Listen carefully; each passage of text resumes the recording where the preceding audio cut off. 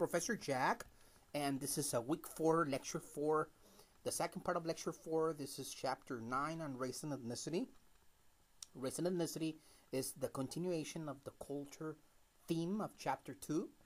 And we're going to go ahead and give you the definition for race. Race is a category of people who have been singled out as inferior or superior, often on the basis of physical characteristics, like skin color, okay? Now, but ethnicity is a collection of people distinguished by others or by themselves, primarily on the basis of cultural characteristics. I have a chart, and this chart is great. It's for students. I have developed this chart for students because it's student-friendly, okay? It allows you to understand concepts like prejudice, discrimination, racism, and so on in relation one with the other. Going from the top to the bottom, prejudice is a thought. It's an emotion, yeah. It becomes discrimination when this thought or emotion takes action against a subordinate group, right? Okay, so prejudice is the thought, discrimination is the overt action of prejudice, right? And then the different types of discrimination that we have are by race, we call it racism. By sex, we call it sexism. And so we have the other forms of discrimination that are there in your chart. But pretty much this chart includes all these three concepts that we hear all the time, and in relation one with the other. Study this chart. It's a gift to you. If anything out of this chapter, get this. And the theoretical perspectives, of course. But, understand this chart is fantastic. It's great. And I have developed it for you guys over the years now. You could go ahead and use it. We have U.S. Census classification chart, and this is the next slide. Pretty much this chart, it compares U.S. Census classification on race/ethnicity. You could go ahead and see the different labels over the years, how they have been taking shape, from 1890 all the way to the 1990s and so on, right? So this is good to understand that racial classifications and the meaning of race has changed over the years. First, race is defined by perceived skin color, right? White or non-white. Well, one category exists for whites who are very considerable in actual skin color and physical appearance. All the remaining categories are considered non-white, but this is changing because of the growing presence of Latinos who fit neither category in the U.S. Second, racial purity is assumed to exist. The true diversity of the population is not revealed when multiracial individuals in the U.S. are placed in vague categories such as other. For example, interracial children. Third, categories of official racial classifications may over time create a sense of group membership or consciousness of kind for people within a somewhat arbitrary classification. In other words, the concept of race doesn't make any sense anymore. I also have these curiosities that I want you to go ahead and take home. Dream about them. I don't want you to think that my curiosities are for you to go ahead and write an essay or this or that or for the midterm or so. No, but they're good for you to consider as well. FYI, for your information. And then I have some facts there that I'm revealing to you. But nevertheless, let's get into the theoretical perspectives.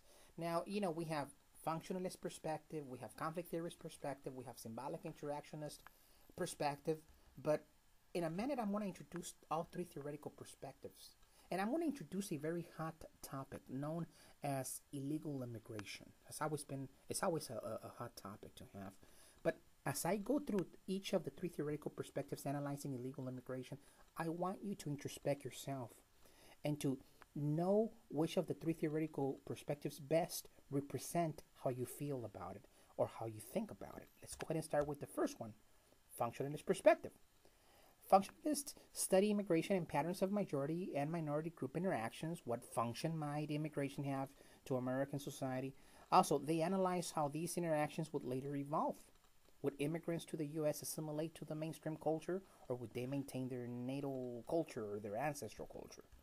So the big thing here about the functionalist perspective is the function illegal immigration provides, but also is whether they would assimilate or maintain ancestral background, ancestral culture.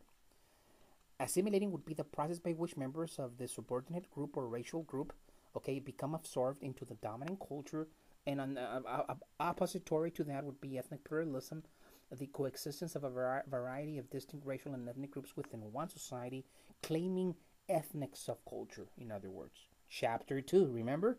Claiming ethnic subculture. Okay, now the function of immigration from the same perspective, okay? Many view immigration as playing an important function in our economy, boosting the economy due to the cheap labor, right? That's the main thing about function in this perspective. That's pretty much how they perceive illegal immigration. I have a question to you. Do you find function with illegal immigration? That would be the first question for the question for function in this perspective that will allow you to perceive yourself as a functionalist or not, as it pertains to illegal immigration. Do you believe or agree with the functionalists that illegal immigration serves an economical purpose to this society's economy? Let's go to conflict theory. Now, conflict theory, again, it's black and white, okay? It's rich versus poor. And in this case, we're talking about how, it's all these conspiracies that fall under conflict theorist perspective, like the caste perspective, the class perspective, internal colonialism, split labor market, gendered racism. These are, conspiracies that talk about how these, illegal immigrant groups or even legal immigrant groups are treated and are used, okay, by the capitalists in the United States to further oppress them and to enslave them due to their cheap labor characteristics. But this is really not only what they're about. No. It's not just analyzing these 5 areas under conflict theories as it pertains to illegal immigration. No, my friends. Next slide, please. Okay, you'll go ahead and see in the next slide that they focus on group competition. Here's the real deal, okay? From the conflict theorist's mind, illegal immigration produces resource competition to the already existing poor and working poor classes. It is important to understand that the competition that immigrants produce may be with the poor class and working poor class, not the middle or upper middle class or capitalist class.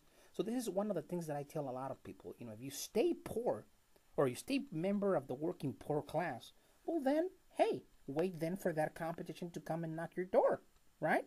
I mean, I am member of the middle class. I do not experience this competition.